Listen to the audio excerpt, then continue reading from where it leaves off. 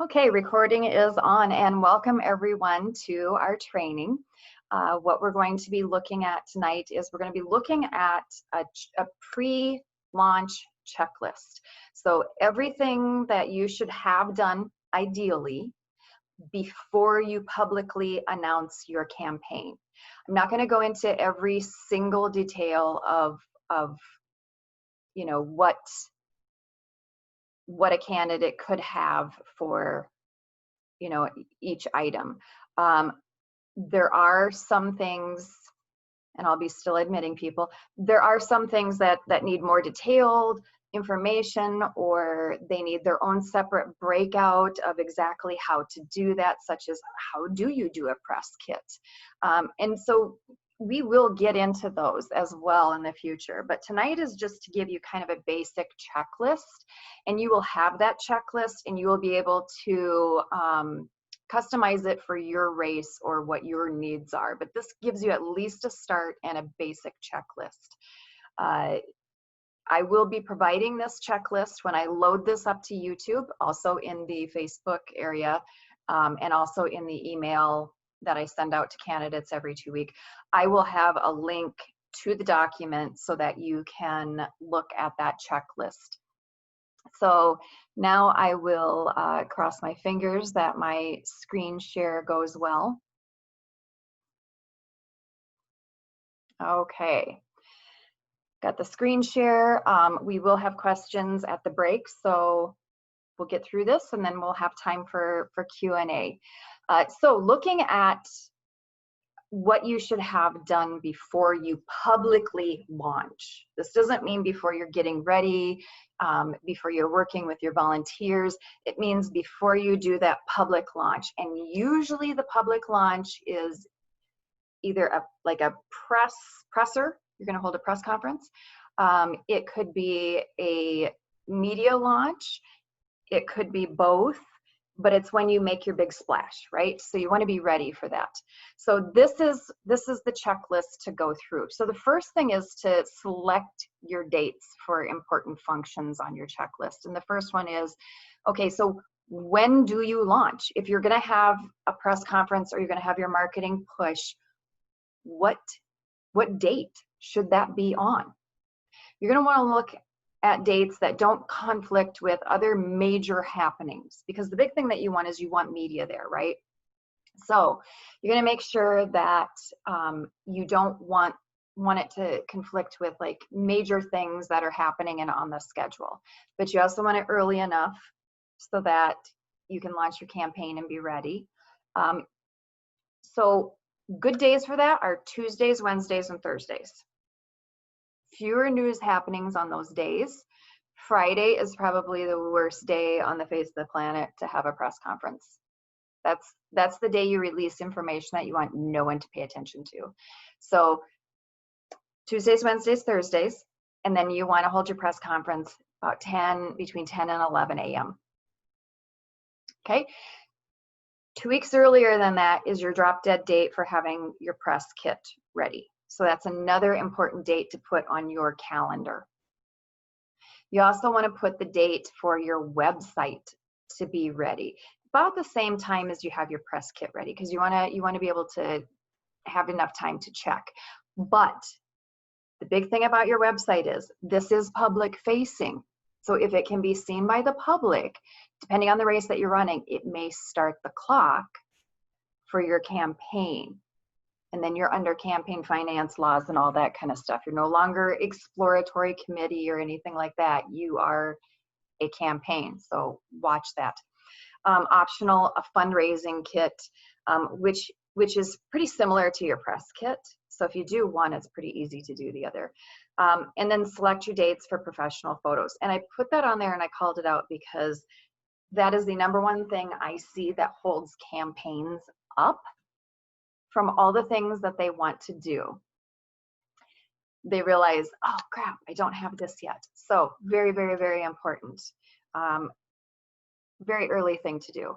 So next on your checklist is assembling your core team. Who's going to be your campaign manager? And then your campaign manager should be finding your treasurer, your communications director, and your volunteer coordinator.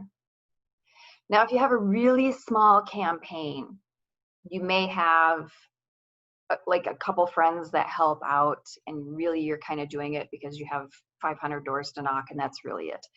I understand that. We're talking about kind of in an idealized world.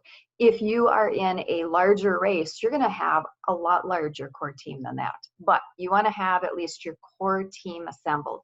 Campaign manager first, then your campaign manager helps bring on your treasurer, communications director, your volunteer coordinator. That's what a campaign manager does.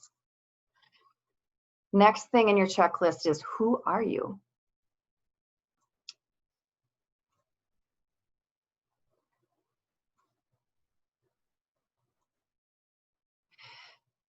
Who are you to an outsider?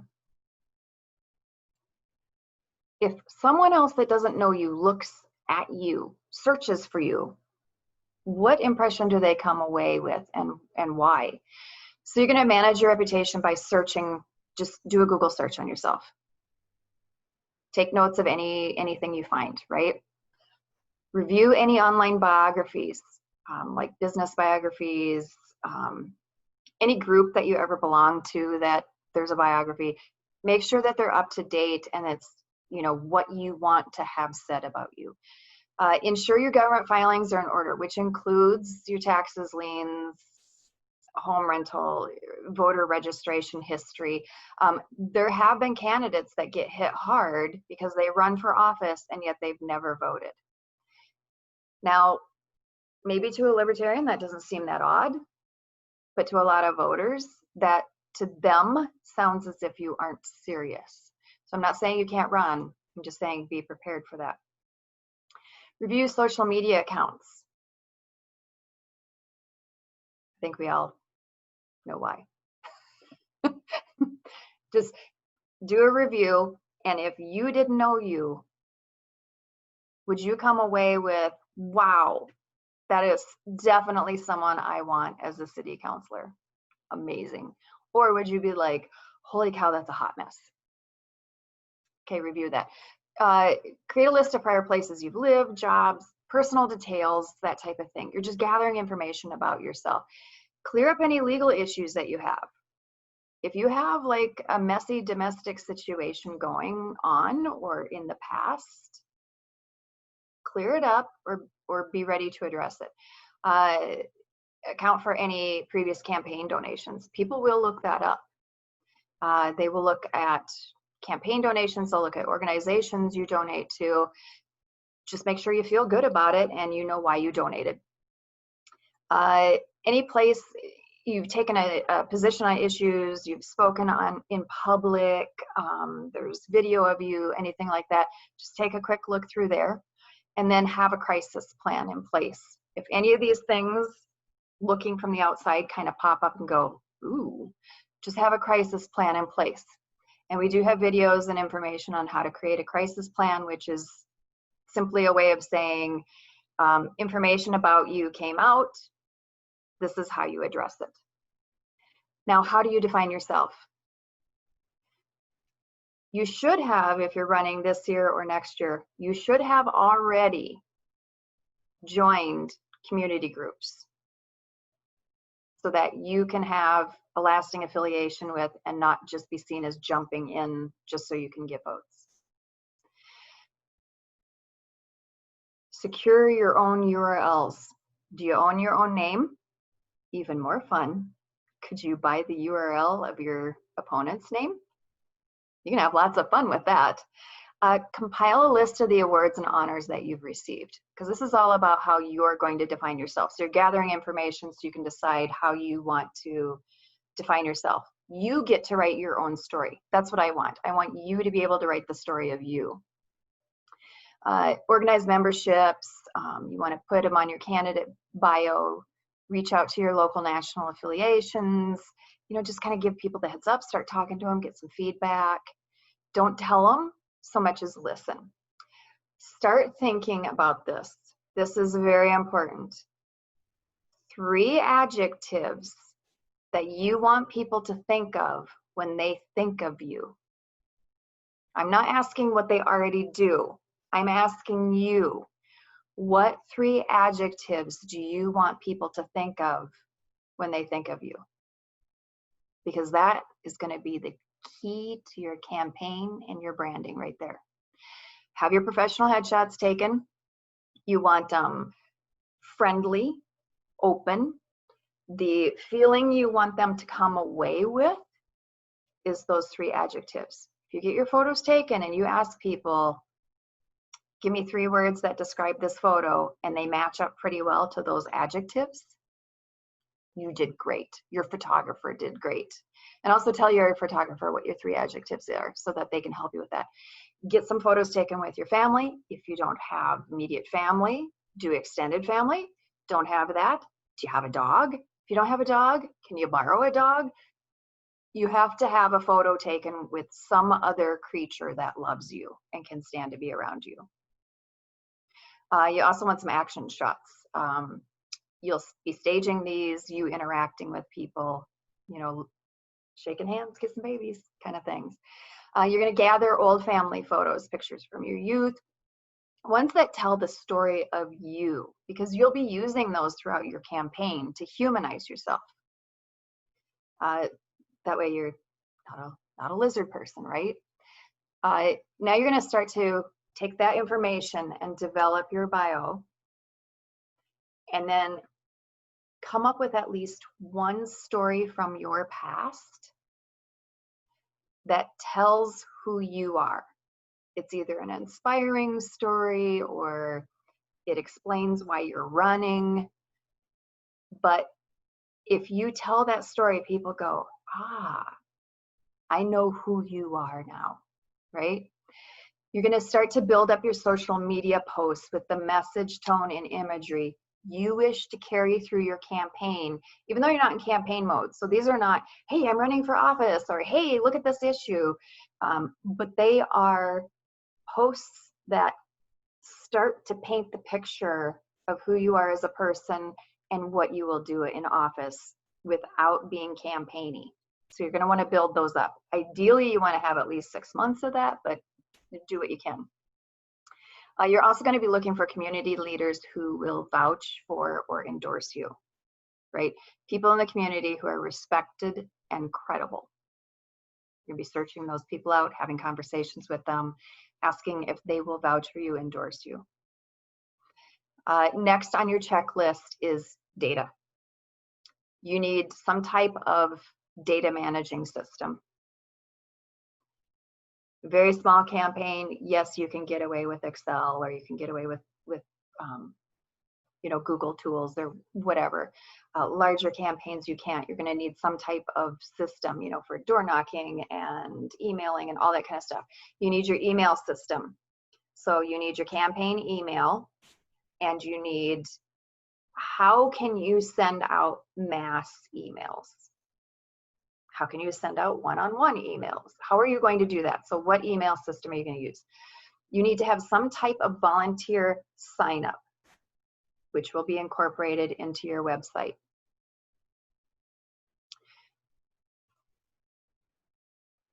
Do plants count as others in pics? Outdoor shots are not a bad thing. So you want some type of volunteer sign up on your website. So remember when you're building your website to incorporate that in there. Very important. And that needs to interact with your CRM. What communication method is your team going to use? Are you going to use Slack? Are you going to use email? Are you going to use Facebook messages? What are you going to use? Are you going to use some type of project management software? What are you going to use? How easy will it be for your team members to communicate? Will things get lost? Have those considerations and decide that out. A way to process donations. So you got to have your bank account, and you got to have a way to process donations. So make sure you have that checked off your list before you officially launch. You will need to purchase data, or some places you can get it for free through the Secretary of State or however that is, but you want the voter and data in your area. As a bonus bit of data, I would urge you, if you have a friendly real estate agent, get the names and addresses of every person that moved into your area within the past year, because they don't have real strong ties to any one candidate or anything yet. So that's a good little data purchase. You may want to purchase your registration file and then have a company like L2 update it and then add additional information to it, such as additional contact information, or, you know, do they normally donate to different groups, or who do they like on Facebook, that kind of thing. Your personal contacts. You're going to want to come up with 100 people and their contact information. And these are people who you know and wish you well. This is going to be your seed group, right? Okay. You're going to want to either create a petition or some type of way people can sign up if they're interested in a particular issue. And you're going to be coming up, and we'll talk about this in communications and messaging, the 3 issues that you're going to run on, your top issues. And then you're going to either want to create a petition where they sign up and say, yes, I agree with this, or, oh, that's horrible, or, yes, I'm super interested in this issue and I want to know more about this issue. This is going to start to build your database of core supporters around specific issues. Also, create a comprehensive mailing list of media, right? All media, but bloggers on there as well. Whatever you have to do to beg, borrow, or steal that list, it is paramount that you get this list. So now we get into your communications and messaging, which some people start out with, but we're following it in at about the proper way. You have to build your foundation, and then you can put your pieces on top of the foundation, okay? Branding. Remember those 3 adjectives we talked about? Those 3 adjectives that you want people to think of when they think of you? That's your brand. Right there, that's the brand for you and your campaign right there. Not talking about issues, talking about adjectives. Is it trustworthy? You know, what are your 3 adjectives? You're going to come up with a logo. Logos are important. Photos, logos, slogans, those are important. Those are something where the eye sees it for just like a half a second and comes up with like a wealth of information. People have an emotional response to it. They have an emotional response to your logo. They have an emotional response to your photo. And they'll have, if their eye rests long enough, because that's what you're trying for the 3 seconds to read your slogan, you also want that to elicit a positive emotional response. So think carefully on your logo. Have a professional design your logo. When you roll your logo out, before you have it go public, have different people look at your logo and just ask them, describe this logo to me. How does it make you feel? Don't ask them what they think about it, because they'll say, oh, it's nice. Say, when you look at this logo, how does that make you feel? And don't just do close friends and family. You're going to need to go a little further afield for this. And take that feedback in on your logo. So you'll need your logo. You will want your slogan. Your slogan is something really quick, something people can read in 3 seconds, right? 3 seconds, and they know what your campaign is about. It could be a couple words, it could be a fragment of a sentence, whatever that is, right? And it should kind of encapsulate the feeling and optimism of your campaign. It should be aspirational. Your elevator pitch. So your elevator pitch means you have a little longer time. This is your 20 to 30 seconds. Someone says, why are you running? The question they're really asking is, how are you going to make people's lives better? If you win, how's my life going to be better? That's the question you have to answer with your elevator pitch. So get that checked off. Now you'll do your top 3 challenges, which is your issues, top 3 challenges that your residents face, and your solutions which will address those challenges. And your solution cannot be, I'll get government out of the way. That's not a solution. That's our philosophy on things, but that is not a solution. You need to come up with a policy solution which solves that challenge and is still within libertarian ethics. Okay, your website. You need to have that ready. You do not have to have your website totally built out. You can have it very basic. Your bio, your 3 issues, a way to donate, and a way for people to sign up. That's it. Okay?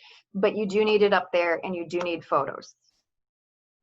Remember those photos you already got done? That's where they're coming in. Remember your slogan? That's also now on there, right? And then social media. Pick 3 channels of social media. You do more later if you want, but those are going to be your 3 main channels for communication. You're going to decide what SMS and mobile programs you're going to be using. Are you going to be doing a paid route? Are you going to be doing an inexpensive route, a free route? Are you going to be hiring someone to do it?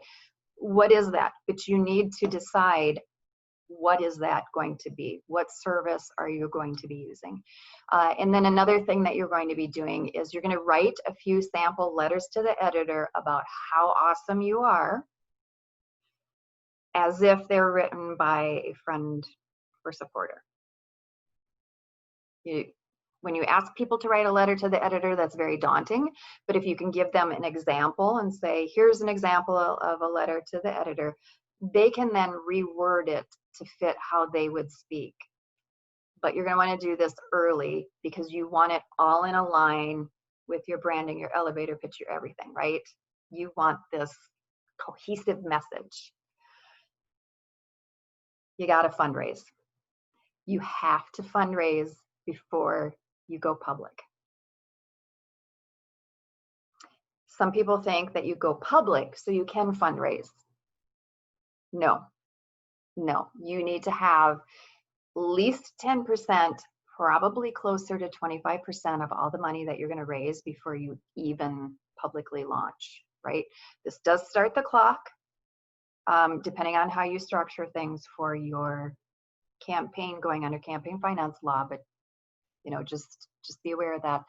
So budget how much money you're going to need to, as a bare minimum, to have a successful launch, because you want to purchase your SMS campaign, and you got to print your media kits, and you got to have your professional photos taken, and you got to do all of those things, right? All of that costs money. So make sure you budget so that you can have a successful launch.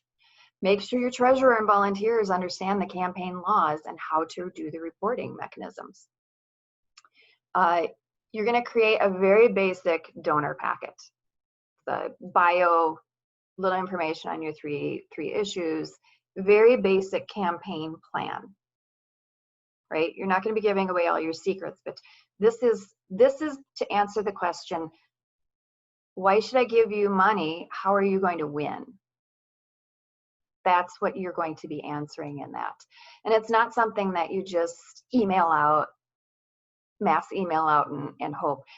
No, this is something you're going to be either calling or visiting each of those 100 people that you listed out.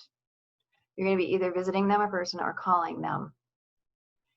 And you are going to be saying, hey, I have exciting news to share with you. I'm going to be running for office and I'll be announcing soon. And then that's when you're going to pitch your campaign and you're going to be begging for bucks, right? That's what candidates do a huge portion of their time, begging for bucks.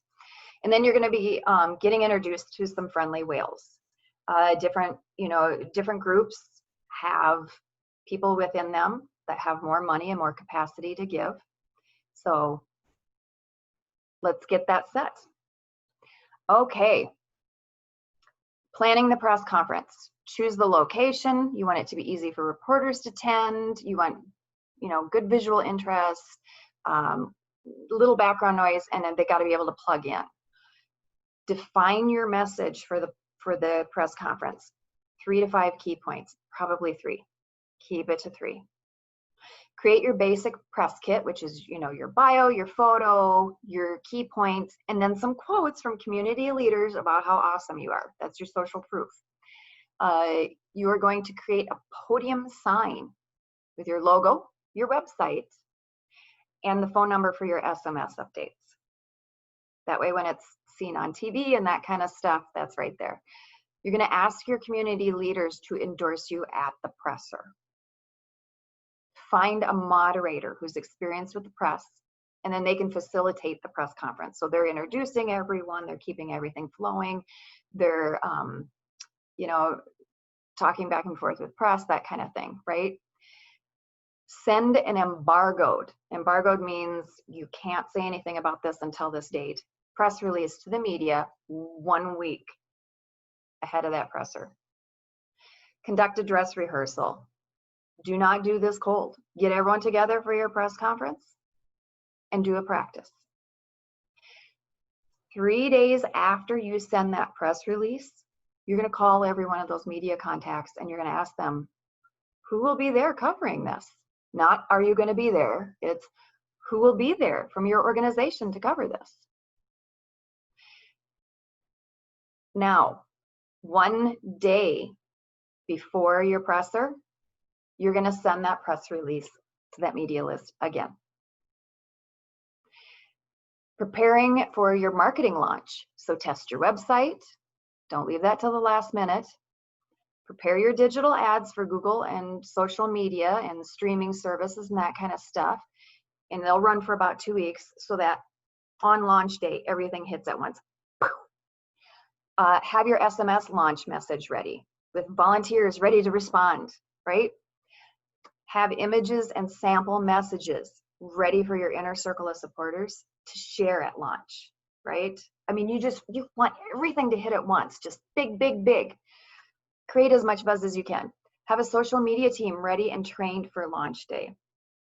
You also want them ready with a rapid response plan so that if anyone's doing false attacks or they're, giving you crap or that kind of stuff, they can shut them down and they can redirect the conversation to the main message that you want out. And then on launch day, have a team managing your social media, because you want to have live stream going, you want to have live tweeting, you want to have posting up-to-date things, and you want them to be engaging with people, and you want them to be liking stuff, retweeting, all that kind of stuff. Again, you're trying to create as much buzz as you can. Call your media list the morning of the presser, and again, ask them who's covering this morning.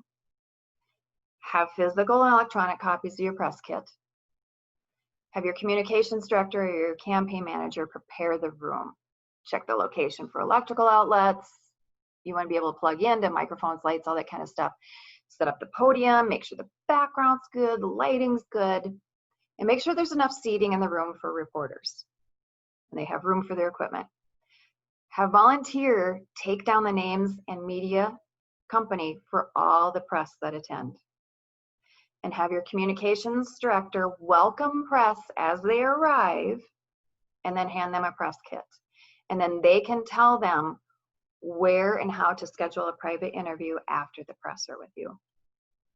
And then have a live stream going of your presser. And then you just splash that out everywhere. After the conference, contact representatives of the media that are represented, thank them, and then ask them when the coverage goes live. And have your supporters send in their letters to the editor. So we have just a couple minutes left in this. So if you want, if you have questions, you can either put them in the chat or you can unmute yourself and ask away. But that gives you kind of an idea of, yes, this information will be sent out. It will be sent out in an email. So if you hit that run for office on lp.org, it will get your information to me. And then you get, every 2 weeks, you get 1 email from me. I keep it to 1. And it's an email that has upcoming training, links to old training, and then it'll have links to this document as well. I will also put this document in the Facebook event, and then it will also be in the YouTube. Okay, Eric, go for it. What's Hi, up? Cara. Thank you. This is a great presentation. I've been taking copious notes. So a very, very helpful track to run on. As I'm thinking just about the logistics, the hard work of gathering the 100 people that are wish you well, Mhm. gathering those people, and of course the community involvement is so very, very important. In addition to gathering that, which is a lot of work, probably even a couple of years before you're thinking about running, my big question is, what mechanism do we have to find out when a particular um, position, I guess, or office is available? I have found that's surprisingly hard to gather. Like, Mhm. as maybe as a relatively new member of the state or whatever, it's like, how do I find out? When is this person's office up? Right. Right. So some states make that information so easy to find. Minnesota, thankfully, I mean, you can pretty much download it in an Excel sheet and it just has every office and when it's open to run and that kind of stuff.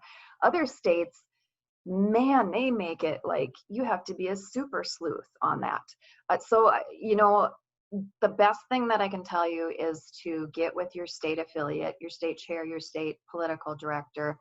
Um, and if you have a particular office that you want to run for, begin that discussion early enough so that you can start to look at what seats are open, um, what one do I have the best opportunity to be competitive in, that type of thing. So starting your conversation early is good.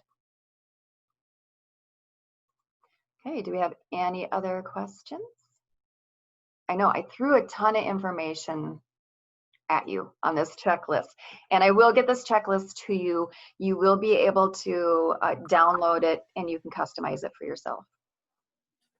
Hi, can you hear me? I can. Oh, I have a question. Is it reasonable to run a single issue candidacy? And is negative income tax still a libertarian, within the libertarian ethic? So you can run, so if you are looking to run your race and you are looking to run it on an issue, right? You're looking to run more on an issue than running a full campaign to win an election. You certainly can do that. Your goals are going to be different. How you structure your campaign is going to be different. For example, at your press conference, it's going to be less about how awesome you are, and it's going to be, you'll have people at that press conference who speak who have been negatively impacted by the government on that particular issue. So that's how you would structure it differently.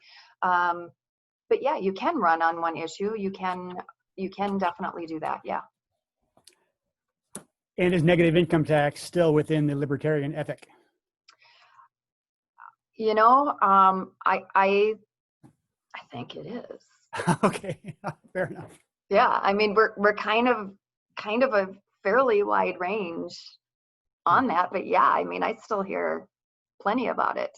Good, thank you. So don't answer, it's a trap. Okay, and yeah, although volunteers are preferable, there are professionals that can provide some of these services, especially for campaign laws for a fee and all that kind of stuff. Yes, there are professionals that can do it. The other thing is we're looking to train campaign staff for libertarian campaigns, and we're looking at doing this across the country, and that will be our regional training that we're doing in each of the regions this year. So we'll be doing weekend boot camps on this to train all your campaign staff and to train your candidates. We are going to wrap it up. Thank you so much for joining in. I will get this uploaded and I will get this document out to everybody. Thank you very much for joining us.